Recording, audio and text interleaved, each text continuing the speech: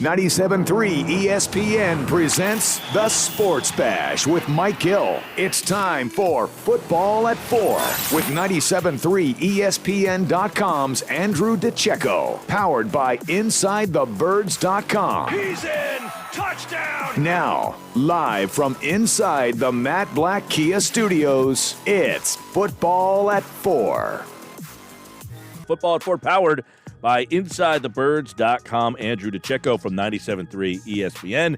Check out his piece right now on Brandon Brooks being out for the year. The impact of that, we break it down now with Andrew DiCecco at A DiCecco NFL right now on the Sports Bash Live on 97.3 ESPN. What's going on, Andrew? Hey, Mike, good to be with you as always. Yeah, man. Under bad circumstances, obviously. I know the Eagle news had been kind of quiet, but this is not the news we wanted to pick it back up on. The news last night that Brandon Brooks will miss the entire year with this Achilles injury. And number one, let's just talk about the impact of his loss on this offensive line.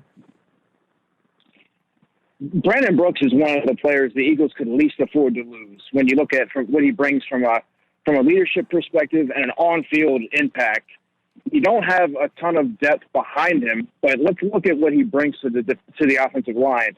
He's pretty much been the glue and arguably one of the best free agent signings that the Eagles have had in the past decade. And when you look at his production on the field, you know, a guy that returned from an Achilles injury in 8 months and went on to start all 16 games last season and make his third Pro Bowl. And you're looking at a player who not only is he the best guard in football, and I don't know how much stock you put into Pro Football Focus, but Pro Football Focus had him rated as the best offensive lineman in 2019 and gave him a 92.9 overall grade. So when you're losing Brandon Brooks, that's a key component on the offense, not just on the offensive line. All right, so what are some of the options in-house? I know they did draft Driscoll in the 4th round. Matt Pryor is around. How do you kind of handicap the in-house candidates to replace him? Okay, so the first guy up that's going to go into training camp with the right guard at the right guard position is going to be Matt Pryor. And Matt Pryor, you got to see him in the NFC wild card game. And he did fairly well, you know, in place of Brandon Brooks. He's one of the bigger guards that you'll see in the NFL. He's 6'7", 330 pounds. He doesn't have a ton of experience. I think he's played at less than 100 snaps in his NFL career. This is going to be his 3rd season. But, you know, he's a flexible athlete. He's very powerful. He's very effective in the run game, still developing the pass blocking aspect of his game. But he showed some signs. You know, he played in the Giants game, did well there, and he showed some flashes in the playoff game as well. So he's going to go into training camp with the first opportunity to hold that role down. And then, you know, you mentioned Jack Driscoll. Jack Driscoll was a 4th round pick. I had a chance to see him at the Shrine Bowl. When I saw him, he kind of projected as more of a guard to me anyway, just based on, you know, his body type, how he moves, his athleticism. He'll definitely be a right tackle, but I could see playing guard and also center in the NFL. So, but then again, he's coming off a shortened off season, which at a position that, you know, you need a full off season to really fully grasp. So you don't really know what you're getting in Jack Driscoll, and if you're going to get much of anything out of him as a rookie. And then you also have Nate Herbig, who was on the team last year. He made the team as an undrafted free agent. He was a guard at Stanford, but he spent his season last year learning the center position, and he's a guy that they really like. So those are your 3 options there. There's also Sua Opeta, who was he was a highly courted undrafted free agent last season. He spent the latter parts of last season on the Eagles' active roster. So those are the 4 in-house options currently. Do you personally think that Matt Pryor has the skill set to be able to at least hold the fort down and be steady enough? Well, he's played a little, Hunter, that it's hard to kind of gauge. And this is where you really wish you had those mini camps and OTAs to really evaluate where he's at, because, you know, he didn't play at all as a rookie. That was essentially a redshirt year. So last season he played in 12 games, but he really only played in 2 games on the offensive line. And, you know, he showed some flashes of a player that, you know, that has some potential to be a starting caliber player in the NFL. But then there's also, did you see enough to really say that you're going to go into training camp and not really, and kind of just hand him the role and let him run with it without bringing in someone to challenge him. I don't know that you've seen enough from him yet to kind of be able to make an accurate assessment. How about any free agents outside the organization not named Jason Peters? I'm sure we will get to that, but Kyle Long is a name that's kind of going around. Maybe he comes out of retirement. Any players out there in the free agency world? Yeah, so there's two. Ronald Leary, he spent some time with the Denver Broncos. He started 12 games for them last season. He's very familiar. Actually, Rich Scangarello, he spent some time with Rich Scangarello, so he's got some familiarity there. But he did sustain a head injury, and he was forced to miss the last 4 games of last season. So there's probably a reason why he's sitting out there right now in free agency. And then you look at Larry Warford, the guard. He's a 3-time Pro Bowler. He's 29 years old. He made the Pro Bowl last season with the Saints. He's more of a run blocker, an interior mauler, more so than a fluid mover, lateral guard that can really impact the passing game. But he's another option. He's probably the best option out there, outside of Jason Peters. So let's get to the Peters stuff here, because obviously his name comes up a lot, but let's keep in mind he's never played guard, let alone right guard, which means he'd be moving from left tackle to right guard. Now, he has suggested that he would volunteer to play right guard in the past. So does Peters make the most sense in this situation? Yeah, to go off your first point, he did express a willingness to, transition inside the guard to prolong his career. And, given the kind of unprecedented offseason, I think you want a guy like Jason Peters over a lot of the free agent options that are out there, because you have so little time to acclimate somebody into your system that it just makes sense bringing in a veteran who's going to be a Hall of Famer. And, he has many years with working with Jeff Stoutland, so there's a lot of familiarity there. So it makes sense to me to bring him in and have him be that right guard versus, making Isaac Seumalo the right guard. So you're moving two guys out of place. I think it makes more sense to kind of slide Jason Peters in there. He's a pro. He's the caliber of play you're going to get from him. And he's ready to play, and he's going to play at a high level. Yeah, I mean, I guess that's another question. Okay, so you bring him in. Do you put him at right guard? Do you move him to left guard and then shift Seumalo over to right guard? We know that Jeff Stoutland hasn't liked to move a lot of pieces around. That's why he hasn't moved Lane Johnson around in the past, because instead of moving 2 guys, he only has to move 1. So that, to me, is another interesting part of all this, is if you do bring Peters in, do you put him at right guard, or do you move him to left guard and then ask Seumalo to move? And, that's a lot of moving pieces. And then how tempting is it, if you have Peters on your team, to not use him at left tackle if he's actually on the roster? So I think that's what makes the Peters thing. There's a lot of variables there for me. Yeah, there's definitely a lot of layers to it, Mike. And really, like you were saying, when you look at what Jeff Stoutland has done historically, he doesn't like to move too many guys out of place. So it would make more sense to me, kind of from the outside looking in, to have Jason Peters come in and play the right guard versus moving, Seumalo to right guard, having Jason Peters play left guard. So you got 2 guys that are playing out of place. It kind of disrupts the rhythm and the timing from the offensive line, which is already shaken up significantly as it is. So apart from, bringing in a guy who's played right guard like a Larry Warford or like a Ronald Leary, I think, Jason Peters would be your best option. And, they have to commit to him playing the guard position and let Andre Dillard run with the left tackle position, because then you're going to have Andre Dillard's trying to focus on one position, the left tackle position. So having him move around and potentially switch the guard or anything like that, it just, it's not very conducive to, his future. How much trouble can they be in if, at this point, without signing anybody else, if one person goes down from this point? I mean, they are in some serious trouble, no? Yeah, I mean, then you're looking at, you're going from one of the top offensive lines in football to, among the worst, because your key depth player, Hunter, was, as we talked about, Matt Pryor. And Matt Pryor has less than 100 snaps in the NFL. So now he's going to be, going into training camp as your starter. Well, now let's take a look at some of the depth here. You have Nate Herbig. You have Jack Driscoll. You have Prince Tega Wanagu. You have Jordan Mailata, who he's a tackle. He's not a guard. He'll never play guard. And that's essentially what you have. You have Sua Opeta there. He's there as well. But, I mean, you have a collection of guys with very little experience. They have some upside, but they haven't played. And, you're going to have to – you could potentially have to rely on them in critical spots. Well, I know Doug Peterson said today that they're going to look in-house, but as you just mentioned, if one person goes down, who knows what they're going to be able to do? So doesn't that mean they sort of need to at least get another person in here? Yeah, I think it has to be a priority regardless, Hunter, because you don't just want to hand Matt Pryor the job. You want to have him pushed by a veteran. I would bring in, like I said, I would probably bring in Larry Warford and go into training camp with Matt Pryor with the mindset of having Matt Pryor as your right guard. And, until he proves that he can't do it, if you have to cut a veteran, or stash him for depth, that's a sign of, good development that the Eagles have had with Matt Pryor, who was a 6th-round pick in 2018. And,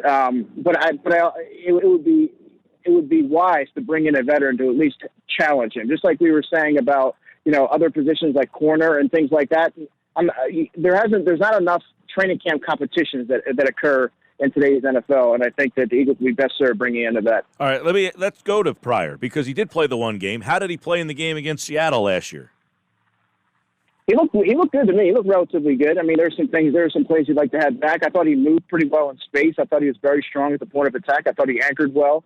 But we don't have a ton of film, a ton of games to kind of evaluate, who he is as a player.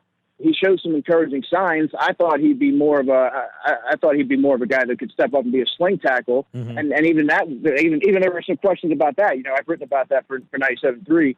There were some questions about whether or not he could step up and be the sling tackle. Well, now you're asking him to make the jump from a key depth player to a starter. So it's kind of hard to kind of gauge where he's at as far as his development. But I thought he showed some encouraging signs in the game. Yeah, I mean, so let's ask this question then.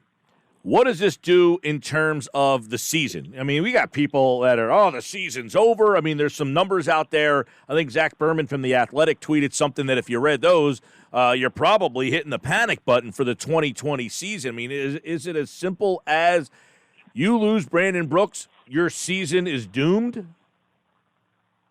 Well, I don't think it's quite of that magnitude. It's certainly a monumental loss, as I've written about, but I think that the Eagles have found ways. You look no further than the 2017 season to kind of work around injuries. They lost Jason Peters, and I believe it was week 7, and Big B stepped in. There's been countless, and Patrick Robinson stepped up, and you on and on and on up and down the roster. You find countless examples. Now they have to. You can't just bring in any old guy. You have to bring in the right player. Howie has shown a propensity that he's been able to do that. Like you saw that with the Garrett Blunt and some of those veteran additions late in the offseason in the past. But I don't necessarily think that it's time to hit the panic button. They still have Lane Johnson. You still have Jason Kelsey, who's one of the best centers in football. They have some veterans there that are gonna hold that line together. How does this impact Carson Wentz? I mean, he's very strong rolling to the right, and we've seen it on display, specifically that dot to Miles Sanders in the back of the end zone. He always rolls to his right, and that's where he is super strong. Do you think maybe now he, thinks about that during a play that, oh, no, my right side isn't as strong? Well, I think it would be human nature for Carson for that to occur to him. Brandon Brooks isn't there, but you can't let an injury like that affect the way that you play, and you have to trust the guys that are in front of you. And he's had a few seasons to work with, let's say, a Matt Pryor, and you got to trust, he'll be in communication with Jeff Stoutland, and they're going to scheme up ways to make sure that he's protected. And I think that, you can't go into a game or a season thinking, you have to alter your approach because of an injury, because let's face it, there's injuries occur all the time. So that's going to continuously happen at various positions. So you kind of have to adjust on the fly. All right, a couple other things today of note. Doug Peterson speaking. Your take, talking to Andrew DiCecco, of course, Football at 4, powered by InsideTheBirds.com. You can read more on Brandon Brooks from Andrew at our website, 973ESPN.com. What do you make of Doug Peterson today talking about Alshon Jeffrey having a kind of a role in this offense? He said he's going to be a big part of the process upon his return, and I think there's a lot of layers to this conversation. He's a big part of the offense. What does that mean when he returns? Does he just push somebody else out? What if Rieger's on the outside and playing pretty well? Are you going to move him to the inside when Jeffrey comes back? I think there's a lot to kind of consider to just throw him back in, and I think a lot of our conversations have not really even counted on him at all. Yeah, and, listening to Doug Peterson, there's definitely a lot to take away from his answer there. And he answered it kind of the way that I anticipated him answering it. Alshon is going to be a part of this team. He's going to be a big part of this team. He's the only receiver with size and the ability to go up and get the football. Now, he's suffered a bunch of injuries over the past few seasons, and how much can they count him? That remains to be seen. Is he going to come back fully healthy from the Liz Frank injury? Well, we're going to have to see that. But there's definitely going to be some plays, and he's going to be an impactful player in the offense provided he's healthy. But like I said, he's one of the only guys on that roster that can go up and get the football. And now they have a lot of undersized speed options, but you want a guy that's going to play above the rim, so to speak, and make life easier for your quarterback. And especially in the red zone, he's going to come into play there. I don't necessarily think he's going to press anybody out of the lineup. I expect to see a rotation of players shuffling in and out based on personnel. Well, the way I think of it is, if Matt Pryor does well and Brandon Brooks returns, he's going to get his spot eventually once he returns. Brandon Brooks will get it back. If J.J. Arcega-Whiteside does well, do you think Alshon Jeffrey just gets that spot again when he returns? No, definitely not. I mean, if J.J. plays the way the Eagles envision him playing, and they obviously feel very highly they took him in the second round, that's a good thing. I mean, Alshon's going to have to earn his way back. You can't just, return to your old spot due to injury, especially if a player you've invested, heavy draft capital in is playing well. He's going to have to earn his reps back. And, maybe he becomes a player that's a red zone specialist, or maybe there's certain packages for him. But, if JJ's playing well, he's not going to come off the field for Alshon just because Alshon returns healthy. Andrew, he mentioned the hardest thing we're dealing with our younger players is not having the grass time. He's mentioned grass time a few times, but he says right now Jalen Reagor is going to come in and he's going to learn one position. So that kind of adds to this conversation, because if he's going to learn one position, that's kind of interesting. If he's learning the same position, which we would assume, right, he's going to play opposite to Sean. Would you anticipate that he plays opposite to Sean Jackson, which would also be the same position that Alshon Jeffrey would play? Yeah, I mean, and when you look at the off season, especially for rookies, you don't want to overburden them with learning a bunch of different positions. You saw how that impacted J.J. Arcega-Whiteside.